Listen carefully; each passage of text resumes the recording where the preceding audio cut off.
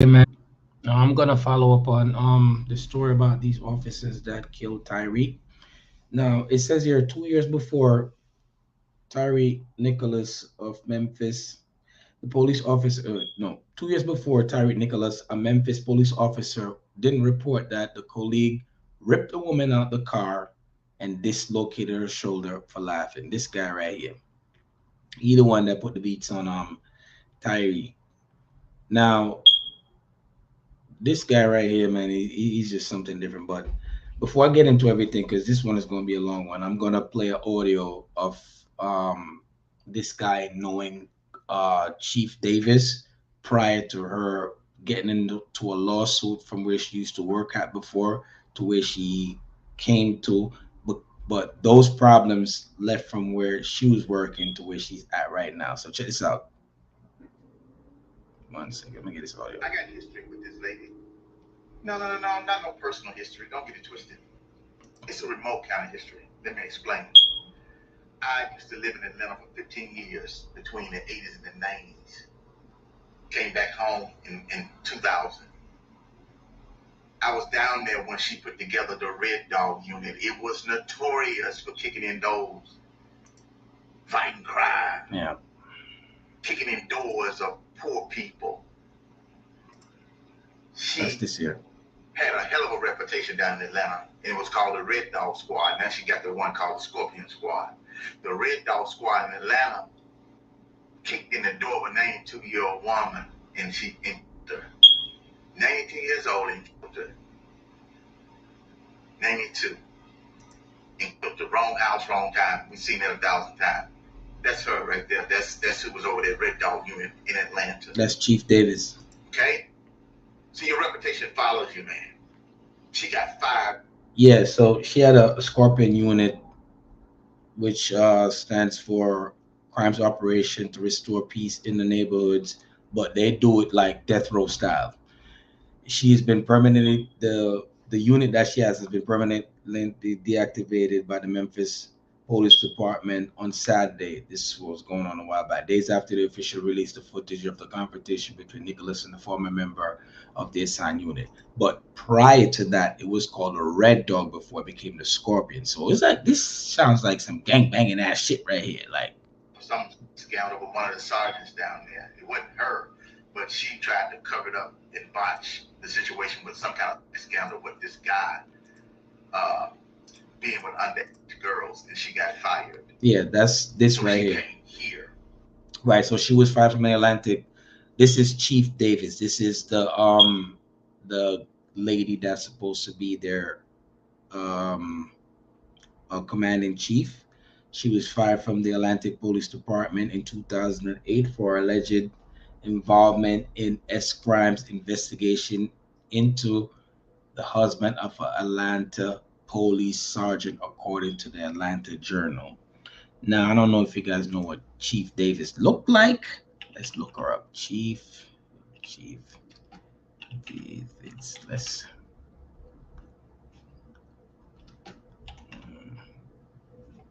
Memphis, right?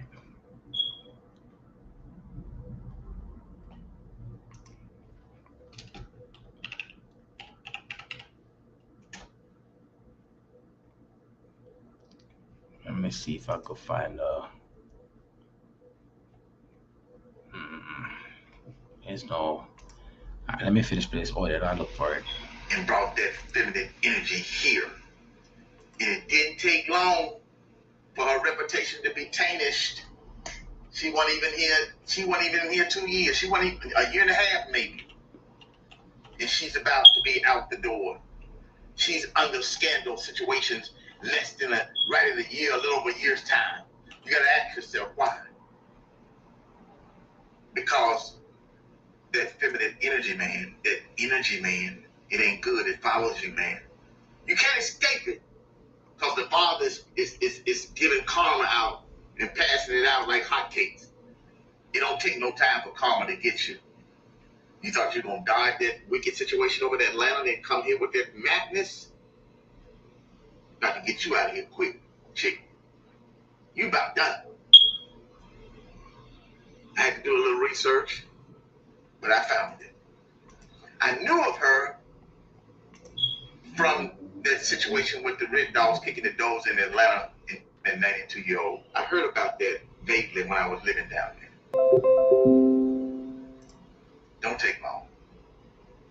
Y'all stay woke out here, man.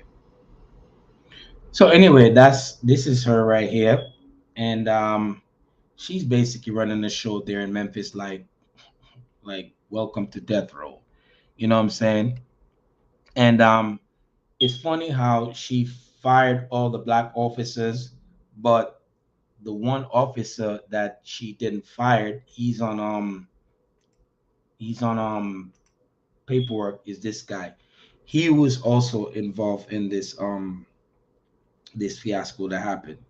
So the woman this happened over is probably a snowflake. It's allegedly. They're protecting her identity because they don't want her to be scrutinized, and the woman should be villainized. What do you say? Villainized or whatever.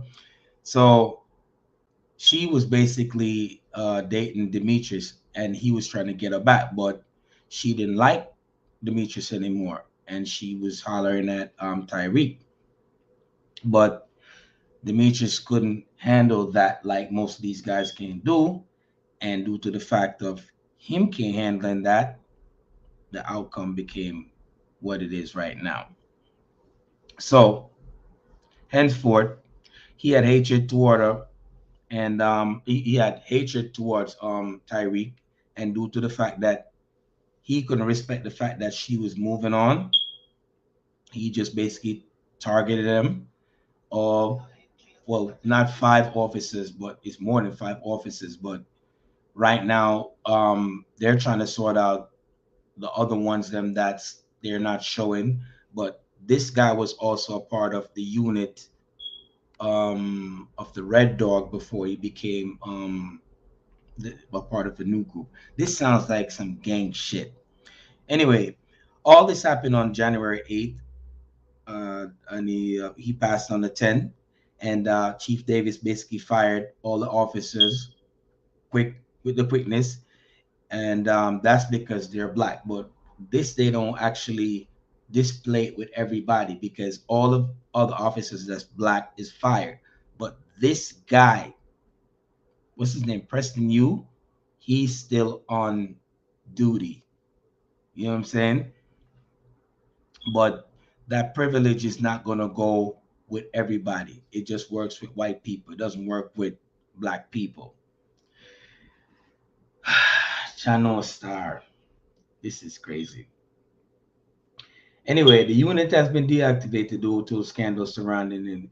Given nature of they basically looking into all the other involvements that they had because they was kicking in wrong doors, they was violating people's rights.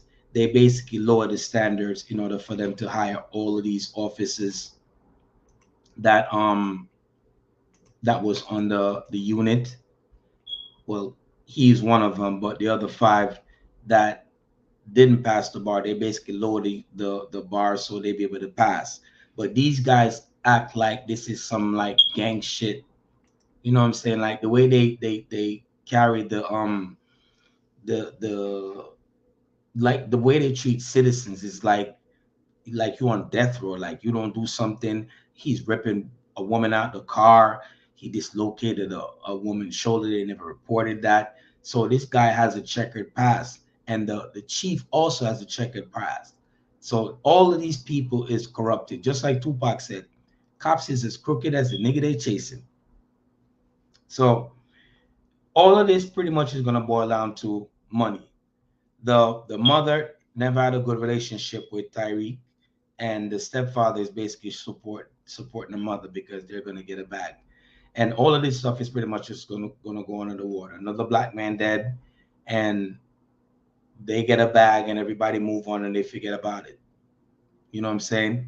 And it doesn't matter where you live in this world. Like we're still gonna be controlled. We're still gonna be under these people. We don't have a community, and due to the fact that we have a community, these words are just gonna basically just be like, okay, what is done is done. A black man there. Let's make a memorial for him. let's name a street after him, and let's honor him. But they do all this stuff, and then they still kill us people anyway. And the reason why this is happening is because we don't have no kind of community, and we'll never see no change. No matter how much you march, no matter how much you protest, it's just going to be an ongoing situation until we decide that we're going to commit a community like how we have the LGBT community, the Me Too movement community. Um, it is just a repeated cycle. It's a cycle that we're never going to break. So if me being here in America, I still don't feel safe as me living in my own country. You know what I'm saying? I mean, I lay low, I do my thing, whatever, but I still don't feel safe being here in America because this could happen to any of us. When it comes to us black people, our rights are always being violated because we're always being targeted by these people. And even if we know our rights, they still violate it because of our skin color. You know, you have a strike against you just by your skin color. So I would recommend everybody try to get into knowing the law, knowing your rights, and standing your ground. And if you want any kind of change, create a community. That's the only kind of change you're going to get. If you don't create a community to fight these oppressors and to stand your ground, the same cycle will keep on repeating, repeating, repeating. And ask yourself, how much more of us going to be killed in order for us to see the light? You know, we overcome slavery, but we're still psychologically living in it mentally, and they see us. And it doesn't matter if you're black, if you're Puerto Rican, you're Mexican. Once you're not white, they see everybody else as a nigger. Anyway, thanks again for joining the Emancipate Show. Stay safe out there, and please, people, know your rights, study the law, and I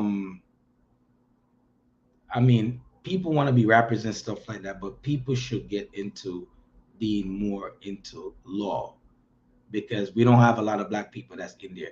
But you could go into law, but not be a cookie in law. Because as you can see, these officers look, you have the white guy that gave this guy Tyreek the beats, right?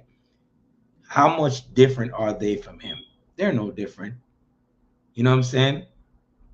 So we should definitely look into be more into law and not be part of the cookie law. We should protect our own people if we're in that.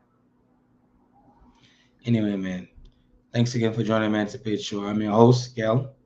Over and out, man.